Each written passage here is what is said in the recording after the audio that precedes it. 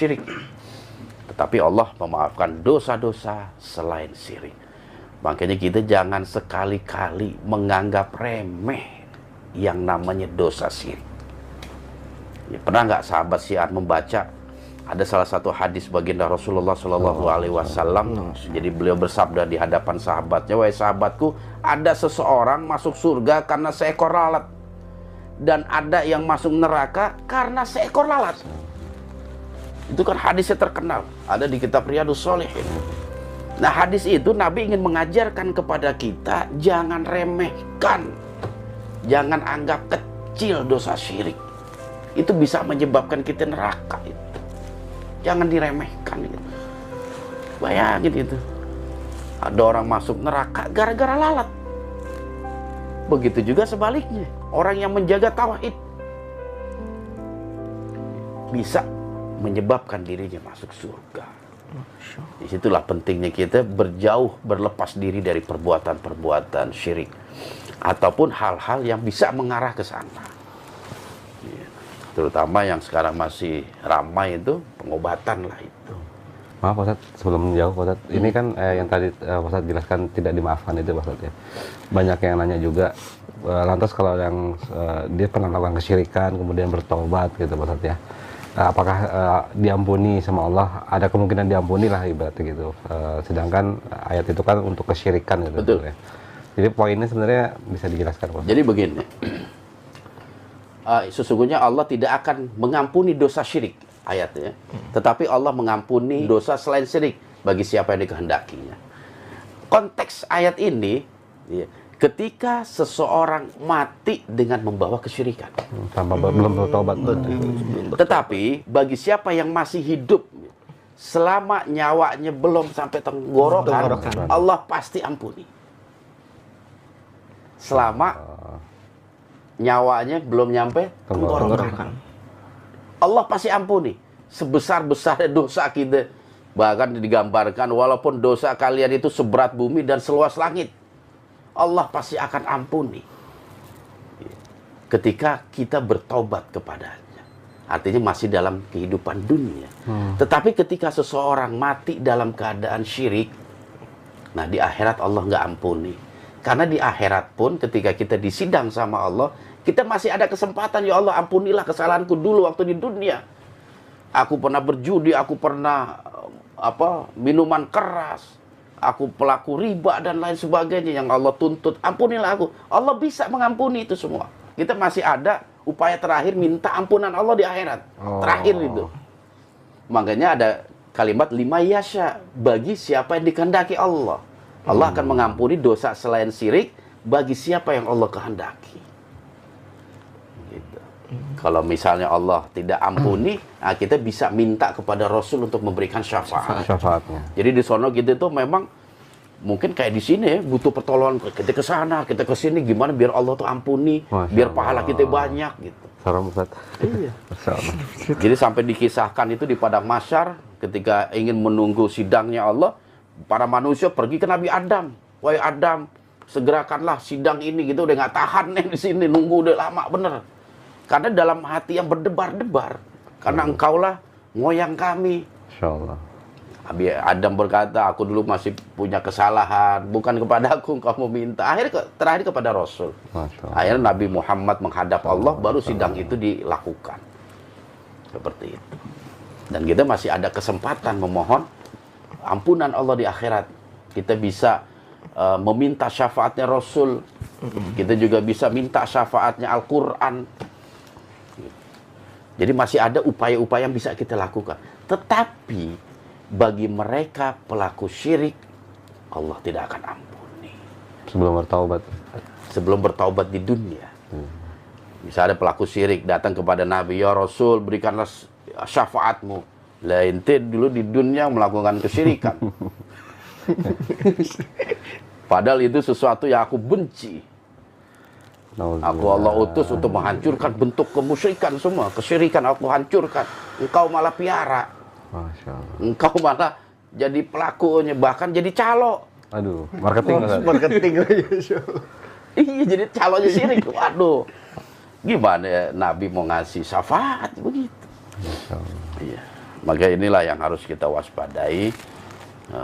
Kesimpulannya adalah jangan anggap remeh dosa syirik. Jangan anggap remeh. Karena efeknya itu luar biasa. Iya, apalagi kalau memang ada satu tempat kita pengen taruhlah rame gitu, kita punya toko pengen banyak pembeli, kita memakai cara-cara yang nggak dibenarkan, memberikan sajen, membuat perjanjian, pesugihan dan lain sebagainya. Kalau kita mati dalam keadaan seperti itu, nauzubillah summa nauzubillah. Kenapa jin mau disuruh manusia untuk melakukan kejahatan kepada manusia yang lain? Terus untungnya jin apa dan dampak pelaku ketika menyuruh jin apa? Wah, kalau memang pengen diketahui itu luar biasa, kebahagiaan yang luar biasa. Ketika ada manusia minta tolong ke jin, jin itu bukan merasa dihinakan itu, disuruh-suruh sama manusia. Dia nggak merasa hina, karena dia menganggap yang nyuruh ini makhluk Allah yang mulia, manusia. Dan manusia ini di bawah kendali dia. Dengan cara apa? Dengan memberikan sajen, dengan memberikan kepercayaan, penghormatan. Wah, dia malah senang itu. Dan apa manfaatnya bagi jin? Tentu manfaatnya itu dia merasa dihormati. Itu secara sosial gitu, dia merasa dihormati, merasa bangga, sombong dan lain sebagainya. Terus yang kedua, sebagaimana apa yang dititahkan oleh iblis untuk memperbanyak penduduk neraka, dia paling senang gitu. Iya. Makanya kadang kalau sekarang udah nggak perlu mahar, nggak perlu sajen, yang penting ente percaya sama Anda, minta tolong sama Anda, udah cukup. Wah, udah banyak jin yang kayak begitu. Lebih mudah lagi, Pak. Lebih mudah lagi. Dipermudah lagi. Sama dia. Karena saingannya udah luar biasa. Dari sajen yang kepala kerbau, kepala kambing, sampai sekarang kepala ayam. Udah mulai ditinggalkan. Sampai udah nggak pakai syarat. Itu ada seperti itu sekarang. Tanpa syarat. Yang penting ente menghamba, udah. Karena yang dibutuhkan sebenarnya hamba tadi. Penghambaan itu yang dibutuhkan oleh bangsa jin seperti itu. Dan bagi manusia mungkin yang dianggap dia mendapatkan manfaat, tujuannya tercapai. Ya, bisa seperti itu. Dan bagi jin tentu, wah, dia melebihi apa yang dirasakan oleh manusia itu sendiri. Bayangin aja, itu dosanya itu kan tiap hari itu. Si manusianya itu. Selama sihirnya itu nggak dicabut. Nanti bisa bayangin. Kalau satu rumah nih disihir selama 5 tahun. 5 tahun dia dapat dosa besar terus tuh. Dia melakukan dosa besar tiap hari, dapat lagi. Sampai itu semua dimaafkan atau selesai, dianggap selesai. Dia mencabut sihir dan orang yang dizolimi itu memaafkan. Kalau enggak, wah itu bisa bayangin itu. Seumur hidup. Aduh. Dan ini kadang yang tidak disadari para pelaku-pelaku yang mencoba berinteraksi dengan mereka dalam tanda petik ya, meminta pertolongan kepada mereka. Ya. Jadi mereka itu tanpa disadari, jin ini ketika dimintai pertolongan dia selalu melebihkan, ini tanpa disadari. Misalnya seseorang pergi ke dukun gitu, "Mbah, saya lagi sakit hati tuh sama teman kantor." "Kenapa?" "Wah, begini-begini ceritain." "Terus kamu maunya apa?" "Udahlah, dia bikin sakit perut." "Oke," kata Mbah ya. Gampang itu. Itu jin yang disuruh menebarkan penyakit itu, nggak cuma sakit perut. Ada sakit perutnya, ada sakit kepalanya, ada kaki. Bonus, bonus dikasih. Dan dosanya dia nanggung. Alhamdulillah. Udah, Mbah, dibikin sakit. Bukan sekedar dibikin sakit, bisa dibikin lumpuh dan dibikin karena kekebalan tubuhnya menurun, bisa meninggal. Komplikasi jadi, Pak. Iya, komplikasi. Itu bayangin dosanya yang ditanggung sama dia. Luar biasa. Makanya hati-hati itu. Jangan sampai kita karena kesalahan seseorang gitu, kita ada sakit hati, dendam, kita memakai cara-cara seperti itu. Cara-cara yang sangat-sangat dilarang dalam ajaran kita seperti itu. Dan di Indonesia masih banyak gitu. Masih banyak.